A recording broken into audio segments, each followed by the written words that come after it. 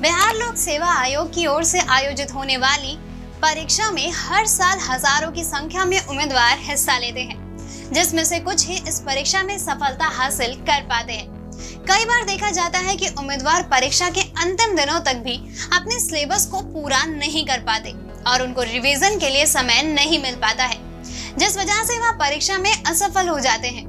वहीं कई बार देखा गया है कि उम्मीदवार रिवीजन के दौरान फिर से सभी किताबों को पढ़ने लगते हैं, जिससे समय से रिवीजन पूरा नहीं कर पाते। अगर आप भी इसी परेशानी का सामना कर रहे हैं तो आज हम आपके लिए परीक्षा की तैयारी के दौरान रिवीजन करने के कुछ टिप्स लेकर आए हैं। आइए शुरुआत करते हैं हम आज की यह वीडियो। शुरू से रिवीजन करते चले।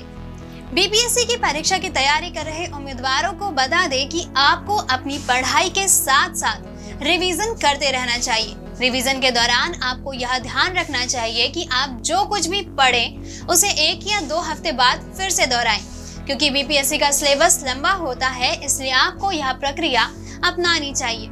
इससे आपने जो भी टॉपिक्स पढ़े होंगे वो आपको परीक्षा के समय तक याद रहेंगे और आखिर समय में आपको सभी टॉपिक्स को फिर से नहीं पढ़ना पड़ेगा। रिवीजन के लिए भी बनाएं रणनीति।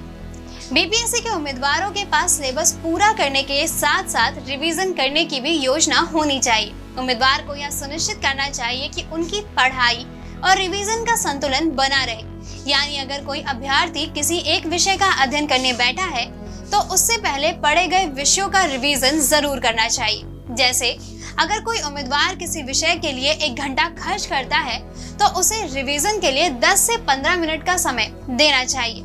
इस तरह से उम्मीदवार के पास सिलेबस पूरा करने के समय के साथ रिवीजन का भी समय रहेगा। प्रारंभिक और मुख्य परीक्षा के लिए रिवीजन जरूरी। अगर आप सिविल सेवा की तैयारी कर रहे हैं तो आपको प्रारंभिक परीक्षा के महत्व के बारे में तो जरूर पता ही होगा। बीपीएससी प्रारंभिक परीक्षा के अंक भले ही आपकी रैंक निर्धारित ना करती हो, लेकिन यह परीक्षा पास किए बिना आप आगे की परीक्षा में शामिल नहीं हो सकते। इसलिए आपको पहले इस परीक्षा के लिए निरंतर रिवीजन करते रहना चाहिए, भले ही आप उस विषय में कितने भी परंपरागत क्यों ना हो गए हो। वहीं अगर आप प्रारंभिक परीक्षा पास कर चुके हैं और बीपीएससी मुख्य परीक्षा की तैयारी कर रहे हैं तो फिर रिवीजन का सबसे बेहतर तरीका आपके लिए यह होगा कि आप लिख लिख कर तैयारी करें। मुख्य परीक्षा में उत्तर लेखन होता है, इसलिए आपको किसी विषय के बारे में पता होने से सिर्फ काम नहीं चलेगा। इस परीक्षा में आपको जो बातें मालूम है उसे लिखना भी होगा और जिसके लिए आपके पास लिखने की गति अच्छी होनी चाहिए। आखिरी समय में सिलेबस की जगह रिवीजन पर दे ध्यान। अगर आप प्रारंभिक या फिर मुख्य परीक्षा में शामिल होने वाले हैं और आपके पास समय कम बचा है तो आप इसके लिए सिलेबस पूरा करने पर अधिक ध्यान देने की बजाय रिवीजन पर ध्यान दें। आखिर समय में आपके लिए यह बेहतर होगा कि आपने जो कुछ भी पढ़ा है उसे दोहरा लें, ताकि परीक्षा के समय कम से कम आपने जो भी पढ़ा है वो आपके दिमाग में ताजा रहे और उसके उत्तर आप अच्छे से लिख पाएं। तो दोस्तों, अब आपको पता चल ही गया होगा कि बीपीएससी परीक्षा के लिए आपको रिवीजन के लिए कैसा शेड्यूल बनाना चाहिए।